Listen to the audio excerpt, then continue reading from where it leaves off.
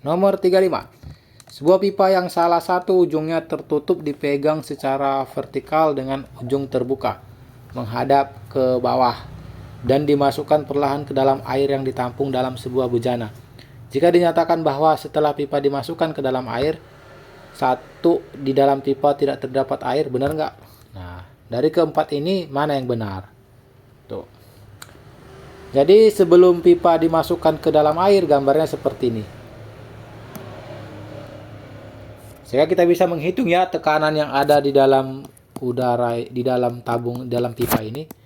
Menggunakan hukum utama hidrostatika, pada satu bidang datar yang sama, tekanannya sama, kita ambil satu bidang datar itu di bibir si pipanya.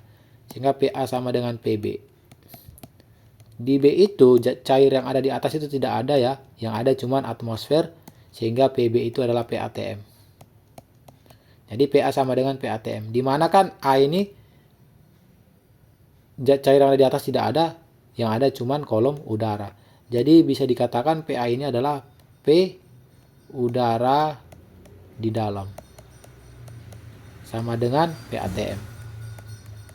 Lalu kalau sesuai dengan pernyataan yang A, di dalam pipa tidak terdapat air, benar nggak? Gambarnya seperti ini. Benar nggak seperti di gambarnya? Jika benar, kalau kita ambil satu bidang datar yang sama di antara bibir pipa maka PA sama dengan PB, dan PB itu apa aja zat yang ada di atas B? Zat cair sama atmosfer. Jadi adanya pH rho GH ditambah PATM. Ini PA. Dimana kan kalau seperti ini gambarnya kan, berarti PA itu P udara yang ada di dalam kan, karena cuma udara aja. Jadi PA itu P udara di dalam,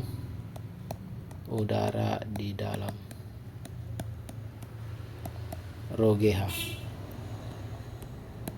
ditambah P ATM. Nah, ini menjadi masalah kalau kita perhatikan dengan baik ya. Kenapa menjadi masalah rho GH ditambah P ATM? Karena kalau kita perhatikan, P udara di dalam itu makin besar.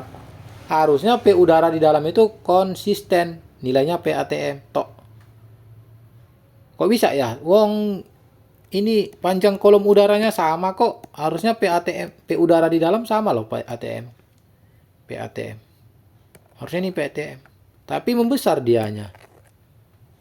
Jadi berbeda dong, ya kan? Nah, untuk menyamakan tekanan di A sama dengan tekanan di B, maka air itu harus masuk ke dalam.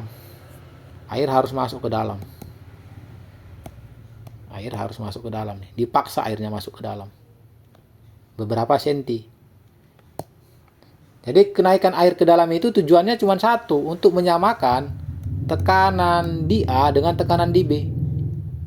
Ketika sudah sama dia tekanan di A sama dengan tekanan di B, yang dimana tekanan di A itu menjadi pH ditambah rho GH tambah PATM, maka air itu nggak akan naik lagi. Nanti segini aja airnya yang naik gitu. Jadi harusnya ada udara di dalam. Harusnya ada air yang masuk ke dalam. Tetapi di sini dapat dilihat ya, kolom udaranya itu mengecil. Kenapa? Terkompres. Kan udara itu bisa dikompres ya, bisa ditekan. Dalam artian kita bisa memberikan tekanan kepada udara itu sehingga volumenya mengecil. Ini kan volumenya mengecil. Itu dia ya.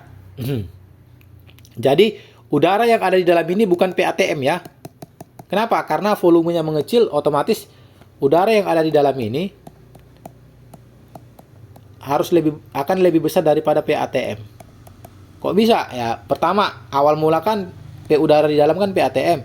Kemudian naik air beberapa sentimeter atau beberapa milimeter, maka udara yang ada di dalamnya akan terkompres, mengecil volumenya. Nah, ketika mengecil volumenya itu tekanannya akan membesar. Kenapa? Karena zat gas itu dipaksa untuk bergerak lebih cepat. Jadi tekanannya akan membesar, menumbuk dinding-dinding pipa ini. Jadi P udara akan lebih besar daripada PATM. Tetapi pipa ini nggak akan hancur. Kenapa? Karena selisih antara udara dan PATM itu, P udara di dalam ini dan PATM itu tidak terlalu jauh selisihnya. Gitu ya. Jadi harusnya ada air yang masuk. Jadi di dalam pipa tidak terdapat air itu salah banget tuh. Pasti ada, tapi beberapa mili mungkin. Tekanan udara di dalam pipa dan di luar sama. Di luar pipa sama, beda ya. Tekanan udara di dalam pipa dan di luar beda. Tekanan udara di luar itu PATM. Tekanan udara di dalam itu P udara di dalam tidak sama. Kenapa? Karena tadi ketika mengecil kolom udara, maka tekanan di dalam udara itu, ketika mengecil kolom udara di dalam pipa, maka tekanannya akan membesar. Alhasil, dia akan lebih besar daripada PATM. Kan awal mula kan tekanan udara di dalam pipa itu kan sama dengan tekanan udara di atmosfer.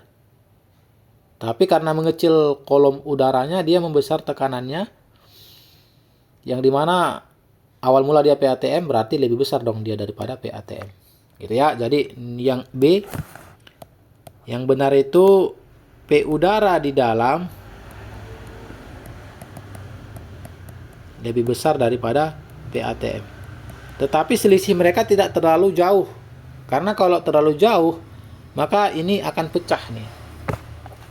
Akan pecah si pipa ini. Makanya ember ketika kalian tulungkupkan ke air terlalu besar, tekanan yang kalian berikan itu akan pecah. Kenapa? Karena air yang masuk itu gaya tekannya besar banget. Jadi pecah dia embernya. Oke, yang 3. Apabila ujung tertutup pipa didinginkan, air masuk ke dalam pipa. Ini benar. Gini. Kalau bingung, ketika kita buat di sini es batu, itu kan sama aja dengan mendinginkannya. Otomatis suhu yang ada di dalam akan mengecil. Yang terjadi apa? Yang terjadi tekanannya membesar. Oh, salah, tekanannya mengecil. Karena mereka berbanding lurus. Nah, tekanan di dalam ini mengecil. Masalahnya PA itu harus sama dengan PB.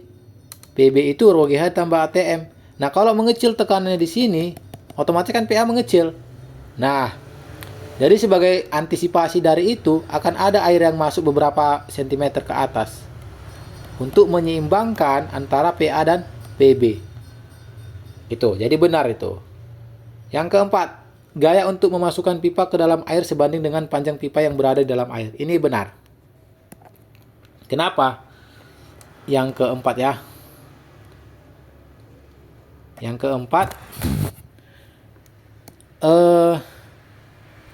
untuk memasukkan pipa ke dalam air, kita harus melawan yang namanya gaya angkat atau gaya Archimedes. Dimana kan?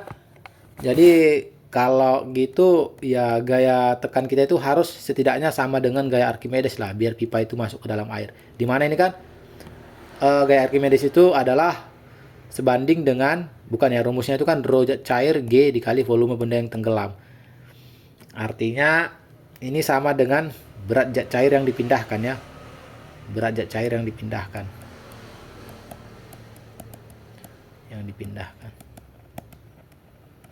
Nah, jadi dia benar ya.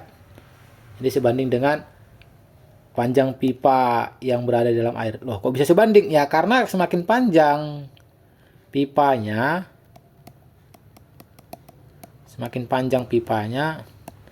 ya semakin banyak air yang dipindahkan. Semakin banyak air yang dipindahkan. Berarti makin besar gaya Archimedesnya. Berarti apa? Gaya tekannya harus besar juga. Gitu, gaya tekan yang kamu berikan.